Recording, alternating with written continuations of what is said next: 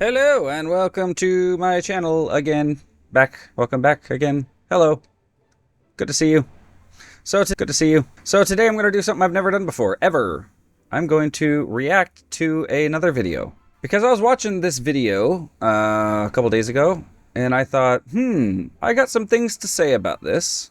So I thought I'd let you join along. And the video that I'm reacting to is Mike Israetel from the channel Renaissance Periodization, Creatine's Shocking Brain Benefits, Not Just for Gains. So in this video, he's going to review the literature on how creatine affects cognitive functioning. So let's go ahead and get on it, shall we? Let's do it. What's the deal? Does creatine make you smarter? Let's find out. I worked with OpenAI's O3 mega hyper super intelligence to aggregate a bunch of information I'm going to spill down your throat, baby bird style, if you just let me. I have a huge problem with people using AI to make YouTube videos.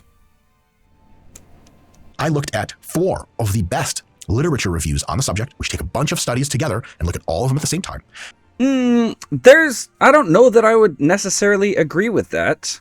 So he's talking about a meta-analysis, which basically what it does is it finds a bunch of studies that investigate the same hypothesis and then statistically aggregates all their findings across all these different studies to come up with their best estimate of what the population effect might be. So in some ways, some people consider it the best out there because you're pooling diverse sources of information. You're basically combining the sample size from all these individual studies into one mega study. But the problem is always going to be quality control. So if you aggregate a bunch of really junk studies, what have you really gained? And if all those individual studies have like lots of p-hacking involved, for example, then what have you gained? Not much. You've just, this is called, what do they call that? Oh, they call that the file drawer problem. So the idea is if there are studies that never found statistical significance, they never get published. And so they are left in the file drawer, which some of you don't even know what a file drawer is, you young whippersnappers. So I personally have always been fairly skeptical of meta-analyses. And I had that skepticism before the replication crisis. So I tend to not be terribly impressed with meta-analyses. Especially if you're pooling a bunch of studies that haven't been pre-registered, that could be problematic. Because if every one of those studies is finding statistical significance through p-hacking, you're giving additional weight to an argument that shouldn't even be there. First systematic review was published in 2018 by Avgerinos et al. And Associates. It was published in the Journal of Experimental Gerontology, which is going to be a theme because older folks seem to be a big target of creatine research nowadays. The systematic review looked at 6 total trials, 6 experiments were included, with a total sample size of 281 individuals, which is pretty decent. Probably for exercise scientists. 281 divided by 6, that's an average of 47 per study. So that's not that big of a sample size. And I understand that in health and exercise science that it's really hard to recruit people for these studies. And so you take what you can get. But what is helping them is it seems to be longitudinal study, 1 week to 6 weeks. And so you can effectively increase your sample size by measuring the same people multiple times. It's not going to be exactly the same as increasing your sample size, but that can certainly compensate for a smaller sample size. They took between 5 and 20 grams of creatine per day, it's kind of a lot, and the trials were conducted for between 1 week to figure out acute effects to 6 weeks to figure out more long-term, medium-term effects.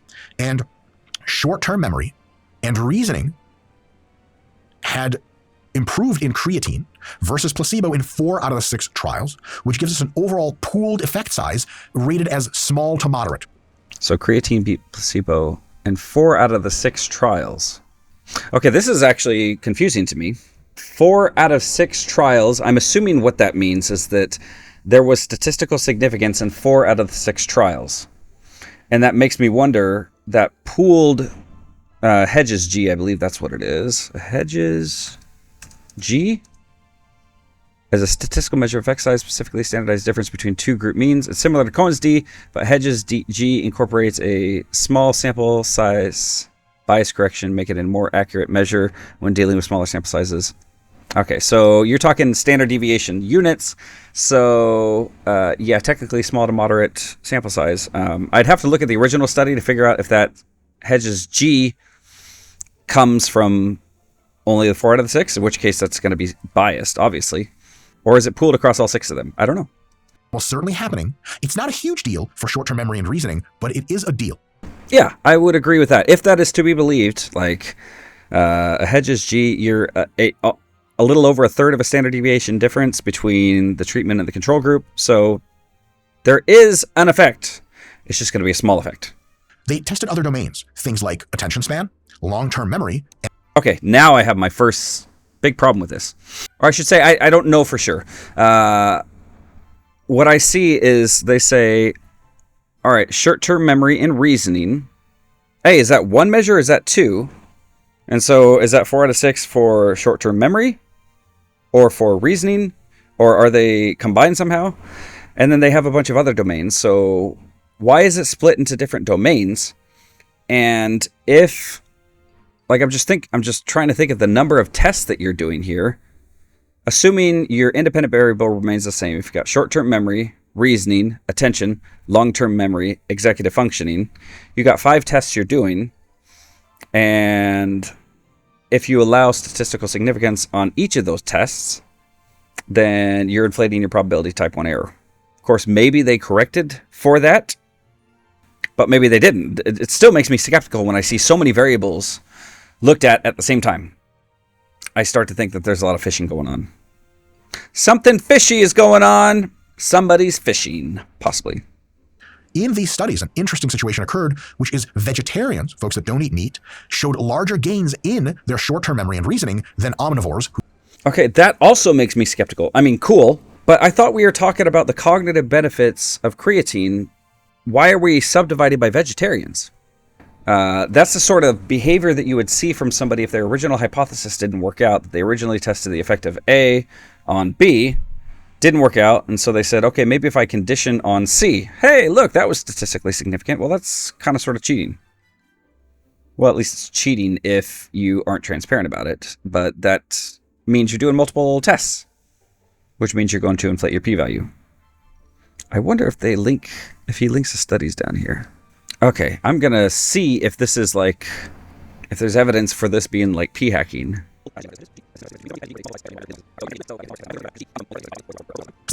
So in one study, short-term memory was improved only for vegetarians, but not for meat eaters. So it seems like that p-hacking, if it was p-hacking, again, I don't know, it would have happened in this one study, not in the meta-analysis.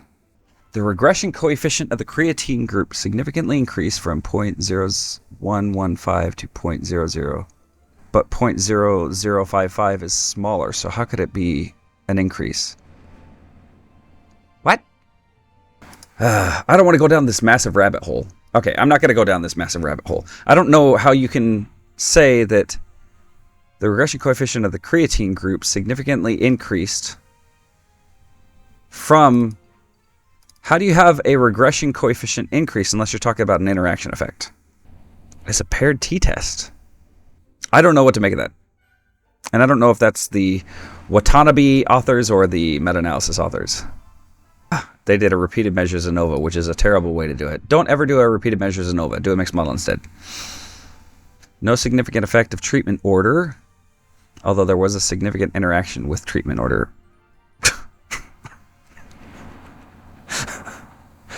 There is no significant effect of treatment order. Yay!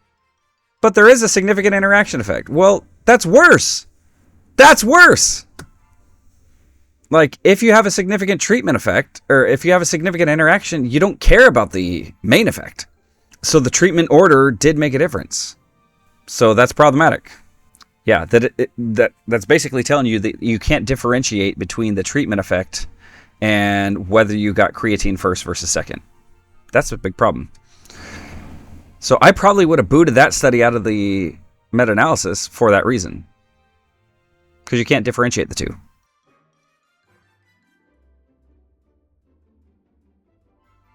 And I hate that they're doing this. They're just reporting the p-values, which, if you're a meta-analysis, this is one thing I do know about meta-analysis, is people who do meta-analyses get super frustrated by the people who just report p-values and don't report effect sizes. Because if you're not reporting effect sizes, you can't do a meta-analysis. You can't aggregate p-values across studies. And yet, that's what the authors are doing.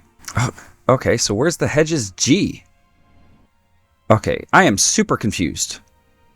This may be a ChatGPT problem, because Mike Israetel said that he used ChatGPT to summarize this information. The results, they didn't actually aggregate anything that I can see.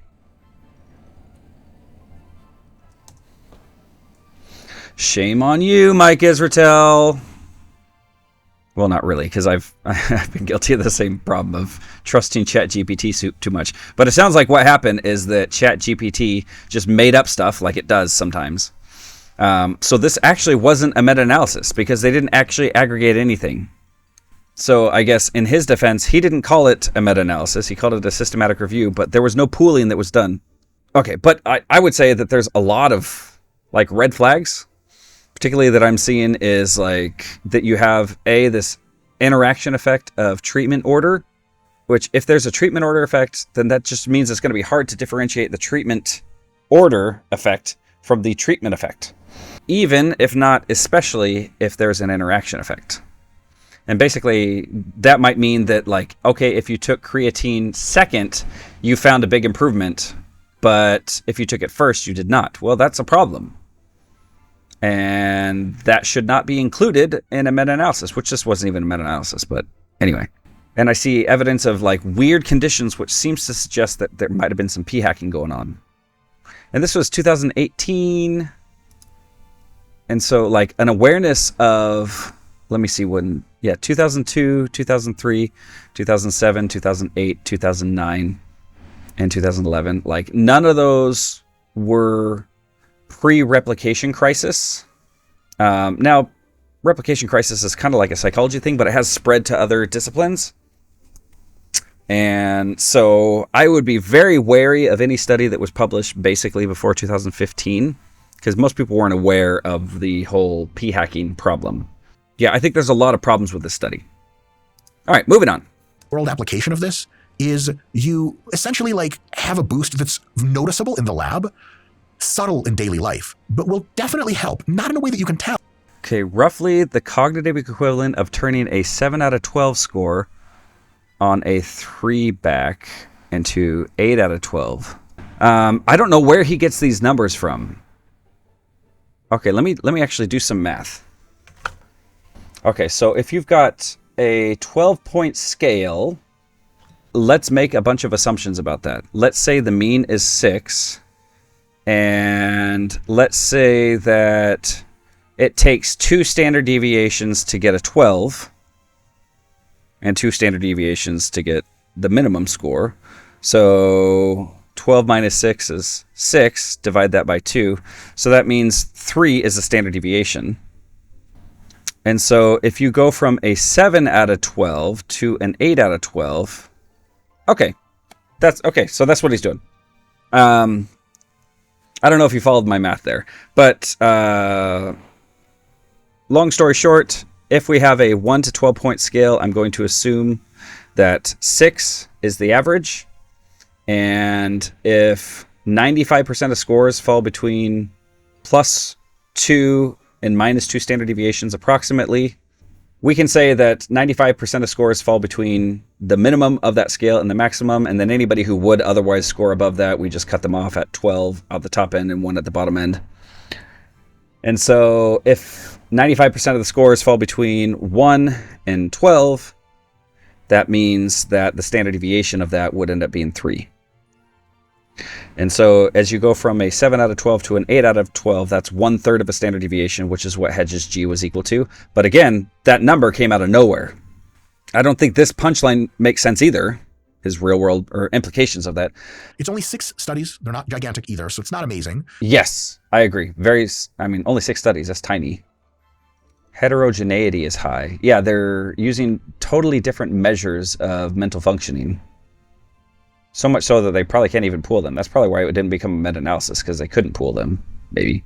Most of the tasks presented have what's called low ecological validity, which means the task they test you on, it's like, here's a string of numbers, tell this to us backwards, and write it down really quickly. You got 5 seconds to look at it, 5 seconds to...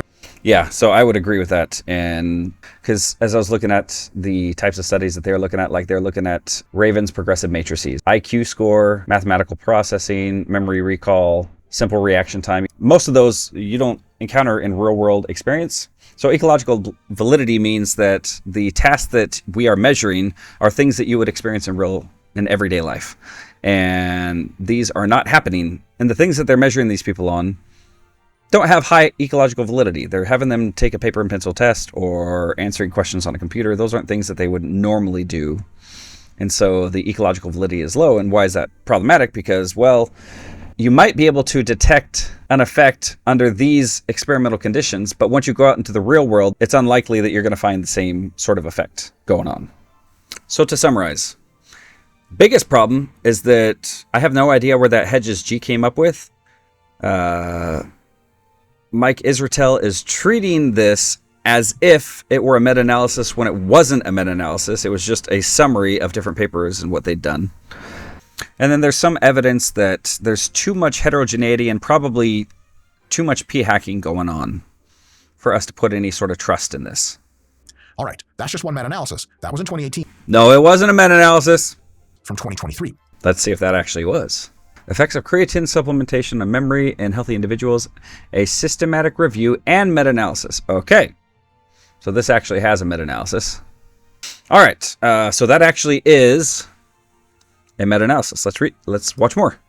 They looked at 10 randomized control trials, so 10 separate studies. Their combined subject pool was 404 people. That's pretty decent. No. I mean, that would be decent for, well, again, this is not my area, but 404 would be decent for an individual study, but I don't know that that's impressive for a meta-analysis. Like, usually when I see meta-analyses, it's like thousands when you pool it. So I don't know that it's very impressive.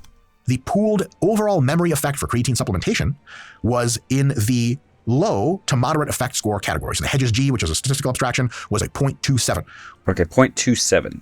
Overall Hedges G. I'm guessing that's going to be what they're calling the standardized mean difference. What did they say? 0.27.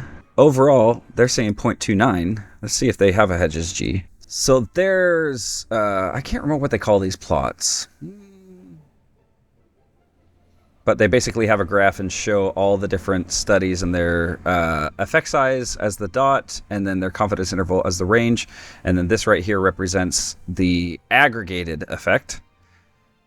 And so it's saying standardized mean difference. Like, that's a generic term. It could be a Cohen's D, it could be a Hedges G, could be lots of different things.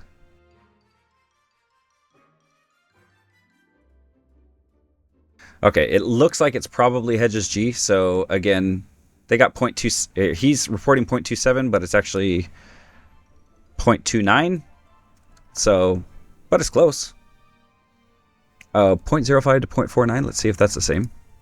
No, not the same. So I don't know where these numbers are coming from. Again, probably just ChatGPT making stuff up. Which means that, like, it's definitely a thing that seems to work in these trials. It's not crazy revolutionary, but it's a bit of a big deal. And I would agree with that. Yep. It's a small but noticeable difference. And the sub-analysis here is really interesting. Adults over the age of 65 got double the benefit. So their Hedges G score was 0.45, which means what? Let's double check that. Shall we? In older adults, increased memory performance was observed. 0.88. And what are you finding here, Mr. Israetel? For over 65-year-old adults, on average, in these group of studies, they got, in their ability to recall things quickly, a rewind of about 3 to 5 years. Double the benefit. What? Greater than 65 years. However, in older adults, we see a standardized mean difference of 0.88, which is way more than what he's saying. Memory performance, are we talking about the same thing? He just says benefit, but it's not clear what the benefit is. Well, it's sad that my biggest criticism is to probably not trust ChatGPT to do this sort of thing for you, because those numbers just aren't right. That's not what the study's actually reporting. Got double the benefit. So their Hedges G score was 0.45, which means what? For over 65-year-old adults, on average, in these group of studies, they got, in their ability to recall things quickly, a rewind of about 3 to 5 years of cognitive deterioration in old age. So however good... How would you figure that out? I don't know how you're making that inference. They got a 3 to 5 year rewind in age-related recall speed. In order to know that, you have to know how speed is affected. Like, You need to fit a model predicting recall speed from their age and then figure out where they were before versus after. And I don't think that's in that actual analysis. Yeah, I think that's just a made up metric, probably from ChatGPT. And I have no idea where that came from. That would be a big deal if it were to be trusted. But again, I don't know where those numbers came from. Let me just double check. Like the first one made sense where if you go from I think they said 6 out of 12 to a 7 out of 12. That made sense because that was a third of a standard deviation if we make a bunch of assumptions. Well, I will say what I do like is I think this is kind of a kick of mine that I've been on since graduate school is, as you know, I like to do visualization, but I also like to think of meaningful effect sizes. So how can you convert this statistical jargon into something that makes sense in the original metric? And so I love the idea of being able to say, okay, it's like going from a 6 out of 12 to a 7 out of 12. That's great. That's something that just about anybody can understand. And a 3 to 5 year rewind is also something that anybody can understand. But again, where do those numbers come from? I don't know.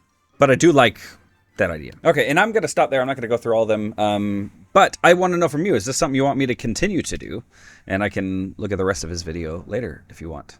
But biggest take-home message from this is be very wary of what ChatGPT tells you, because it's liable to just make stuff up. And if you want to better know how to avoid making stuff up, then take a class from me, I guess. I guess that would make you less prone to making stuff up because you actually know what to do instead of just making stuff up. So yeah, I've got an office hours coming in the month of August, so I hope to see you there. And as always, if you want to take a self-guided class, you can do those as well. Those are available year-round. So take your pick, friend. Anyway, hope this has been helpful. If not, leave a scathing review. Very angry review, and tell me I just need to quit YouTube. All right, peace out.